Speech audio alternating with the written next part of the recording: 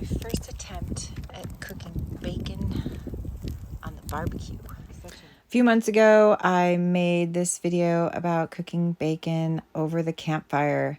It was an experiment and it's come a long way now. I've found some helpful tips. So here are some ways to keep this from happening. I'm not exactly sure what to do. I'm trying to decide what I did wrong.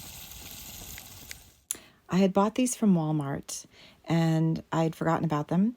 They were $3 for 3 and they're absolutely perfect for this application. I just line them with some tin foil and it is the perfect amount of flexible and moldable as I need. So give these a try. And it works really good. The grease stays in the pan now. It doesn't fall off. Notice I have a little rock there because my barbecue pit is a little crooked. So the fat tends to hang out in this corner here. So I put that rock under there to balance it out. And I love BLTs, but I hate the mess. So this was a perfect solution for us.